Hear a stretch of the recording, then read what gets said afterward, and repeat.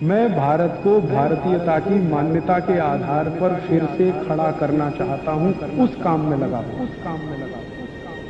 में 90,000 गाय कटती है इस क्रूरता में हर दिन। 90,000 गाय इसी क्रूरता के साथ अमेरिका में काटी जाती है। जब हम रात को सोकर सवेरे उठते हैं और 24 घंटे हमारे दिन के बीत जाते हैं, उतनी देर में अमेरिका में 90,000 गाय कट जाती है। भारत में भी आंकड़े बहुत खराब हैं। इस भारत देश में भी हर दिन लगभग 14,000 गाय कट जाती है इसी क्रूरता से। मुझे बहुत अफसोस है यह कहते हुए कि अमेरिका में तो गाय को कत्ल करने के लिए बाकायदा कानून है। अमेरिका में केंद्र स्तर पर कानून है, राज्य स्तर पर कानून है। अमेरिका में 50 राज्य हैं, 50 राज्यों की राज्य सरकारों ने गाय को कत्ल करने के लिए कानून बना रखे हैं।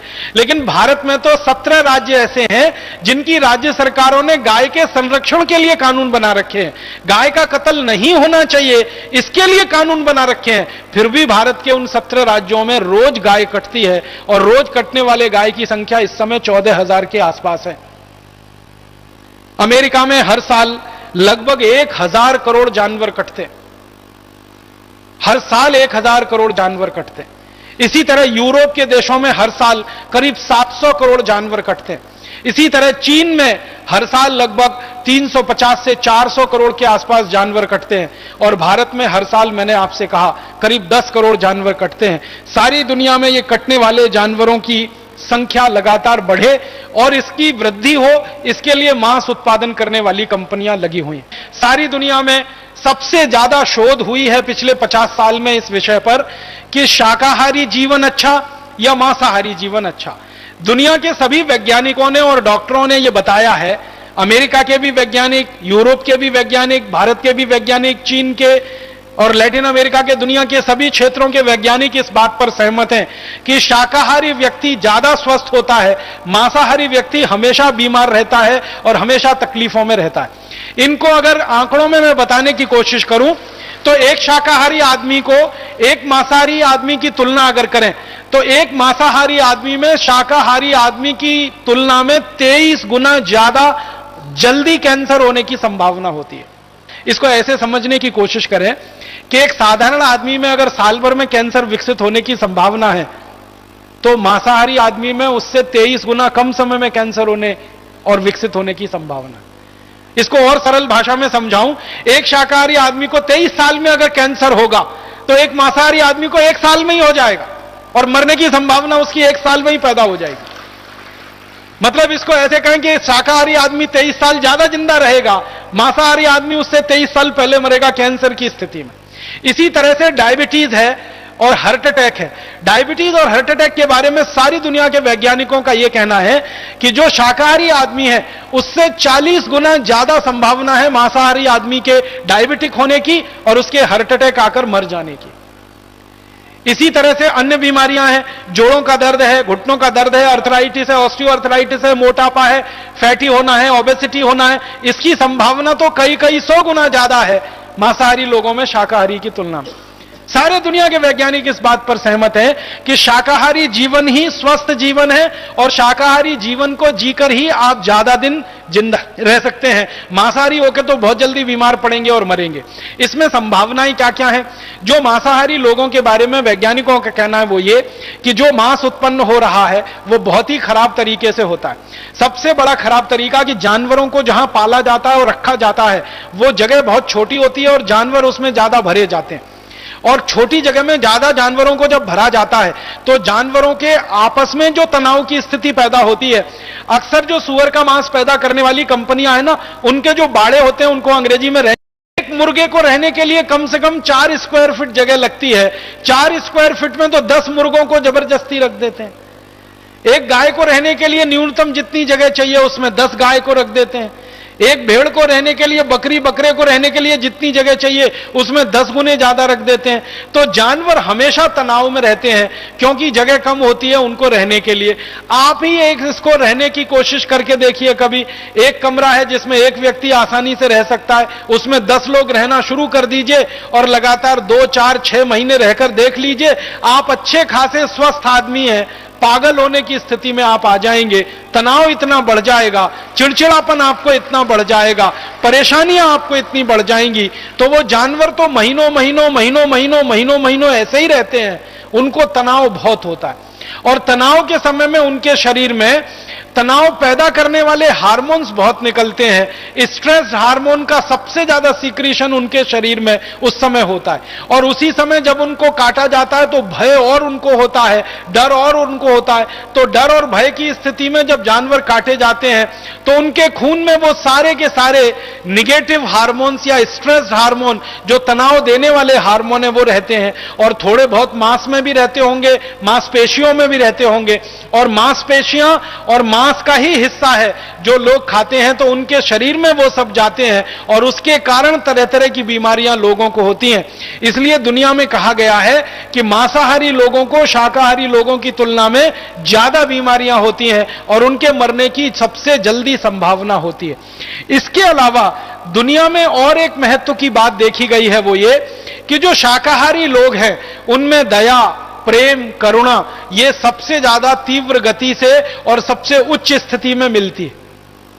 सारी दुनिया में कई जगह अभ्यास किया गया, कई जगह अध्ययन किया गया, अलग अलग समूह बनाकर, एक तरफ मांसाहारी लोग हैं, एक तरफ शाकाहारी लोग हैं। तो देखा यह गया कि जो शाकाहारी लोग हैं उनमें दया है, उनमें प्रेम है, उनमें करुणा है, उनमें वात्सल्य है, उसमें ममता है, उसमें ममत्व है।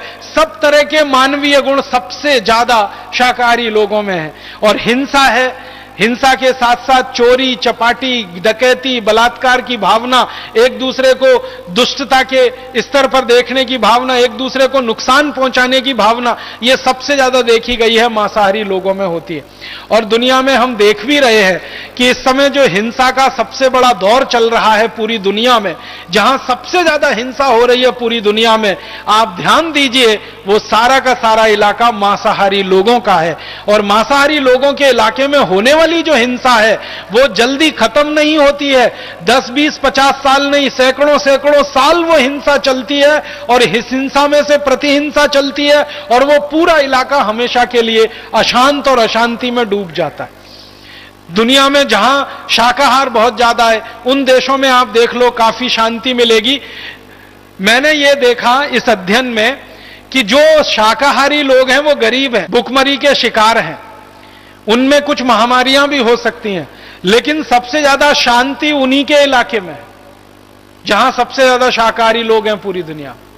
और जहां मांसाहारी लोग हैं उनमें अमीरी हो सकती है, उनमें अमीरी है, उनमें समृद्धि है, उनमें संपत्ति है, लेकिन सबसे ज्यादा हिंसा उनके बीच में है और मानसिक हिंसा सबसे ज्यादा है, सबसे ज्यादा अशांति उनके बीच में है। दुनिया में जिन देशों में मांस सबसे ज्यादा खाया जाता है वहां मानसिक रोगी सबसे ज्यादा है। एक छोटे से देश की कहानी बताता हूं। स्पेन नाम का एक देश है और स्वीडन नाम का एक देश है। स्वीडन को दुनिया में कहा जाता है सबसे ज्यादा अमीर देश है। स्वीडन को कहा जाता है वहां विकास का मानदंड सबसे ऊंचा है। परम पूजनीय स्वामी जी थोड़ी देर पहले अपने व्याख्यान में कह रहे थे ना कि संयुक्त राष्ट्र की जो रिपोर्ट बनती है मानवीय विकास की सूचकांक रिपोर्ट, उसमें स्वीडन हमेशा नंबर 1 पर रहता है, भारत हमेशा 136 नंबर पर रहता है। स्वीडन के बारे में कहा जाता है कि वहां के लोगों को कोई दुख नहीं है, कोई तकलीफ नहीं है, कोई परेशानी नहीं है, उनके यहां भ्रष्टाचार नहीं है, उनके यहां मारामारी नहीं है, उनके यहां वगैरह वगैरह बहुत सारे दुख नहीं है। उस स्वीडन के बारे में अभी मैं थोड़ा अभ्यास कर रहा था, यही शाकाहार मांसाहार के हिसाब से। तो स्वीडन है तो छोटा सा देश, लेकिन मांस सबसे ज्यादा खाया जाता है और मांस का उपभोग सबसे ज्यादा है। तो स्वीडन के कुछ डॉक्टरों ने और वैज्ञानिकों ने एक अध्ययन किया, वो इस बात के लिए कि स्वीडन की सड़कें दुनिया में सबसे अच्छी हैं, सबसे अच्छी सड़कें हैं पूरी दुनिया में स्वीडन में है। ऐसा कहा जाता है कि स्वीडन की सड़कें हैं वो रबर की सड़कें हैं। जैसे आप रबर की सड़क पर चल रहे हैं तो स्वीडन की सड़कें इतनी अच्छी हैं।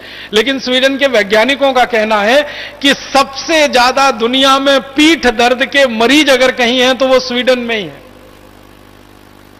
जिनकी सड़कें सबसे अच्छी हैं, जहां पर गाड़ी ऐसे चलती है जैसे पानी में मछली फिसलती हो, वहां के लोगों के पीठ में दर्द क्यों होना चाहिए?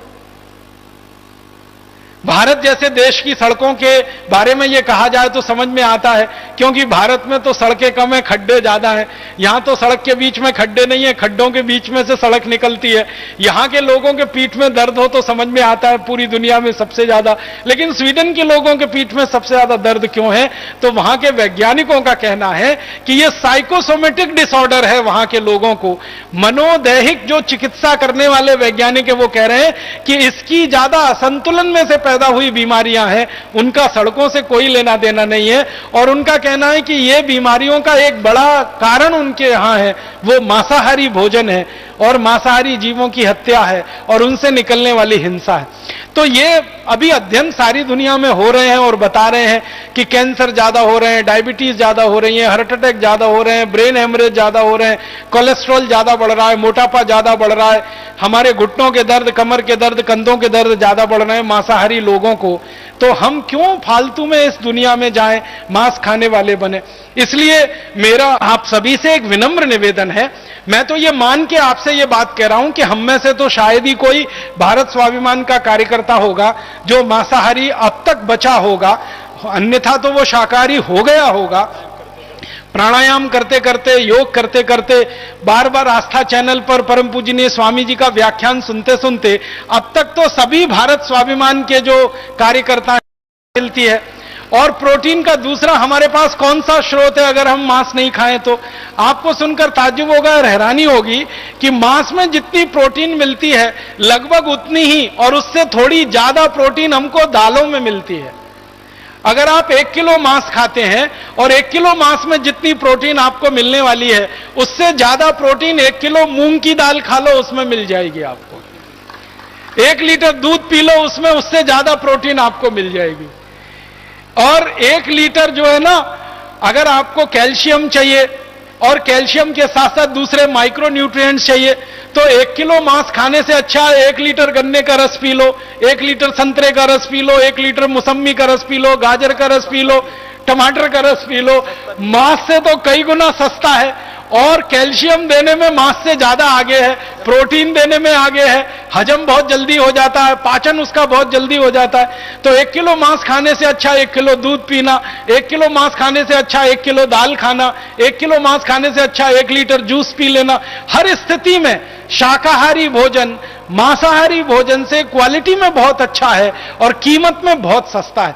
मैंने अभी थोड़ी देर पहले एक कैलकुलेशन किया, वो ये कि अगर हम 1 एकड़ खेत में खेती करें और 1 एकड़ खेत की खेती में साल में 4 फसल लें और 4 फसल में गेहूं भी हो, 4 फसल में चावल भी हो जाए, 4 फसल में दालें भी हो जाएं, कुछ सब्जियां भी हो जाएं, तो 1 एकड़ खेत में जितनी खेती हम करेंगे साल भर में उसमें 22 लोगों का भोजन हम दे सकते हैं।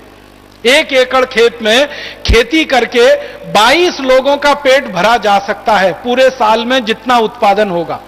उसी 1 एकड़ खेत में जितना अन्न पैदा हो उस पूरे अन्न को किसी जानवर को खिलाया जाए और उसका मांस पैदा किया जाए तो उस मांस से पूरे साल में सिर्फ 2 लोगों का ही पेट भर सकता है। 1 एकड़ खेत में हम खेती करके अन्न पैदा करें तो 22 लोगों का भोजन मिलता है। उसी 1 एकड़ खेत में जो अन्न पैदा हो रहा है वो जानवरों को खिला दिया जाए, जो जानवर उस मांस को खाएंगे और उसमें से जो मांस पैदा होकर आदमी को खाने को मिलेगा वो सिर्फ 2 आदमी का पेट भर सकता है।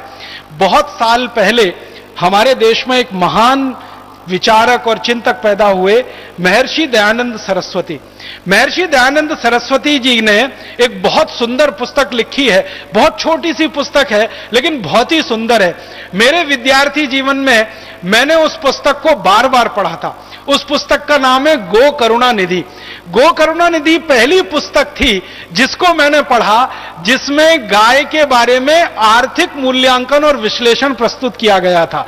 महर्षि दयानंद सरस्वती के पहले शायद किसी भारतीय चिंतक और विचारक को गाय के आर्थिक पक्ष के बारे में इतना बड़ा अंदाजा नहीं था। तो महर्षि दयानंद जी ने भी यही लिखा है कि एक गाय को काटकर उसका मांस खिलाओ तो बहुत मामूली से थोड़े से लोगों का जीवन चल सकता है, लेकिन उसी गाय को जिंदा रखो और उसके दूध का और दूध के अलावा दूसरी वस्तुओं का उपयोग करो तो उससे कई गुना ज्यादा लोगों का जीवन चलाने का रास्ता खुलता है। तो महर्षि दयानंद सरस्वती ने जो बात 1870 के पहले कभी समझी, सोची और लिखी, वो बात अभी 2009 में भी उतनी ही खरी और सत्य है और उतनी ही प्रामाणिक है जो आज से वो लगभग 140-145 साल पहले थी, और इतनी ही प्रासंगिक है।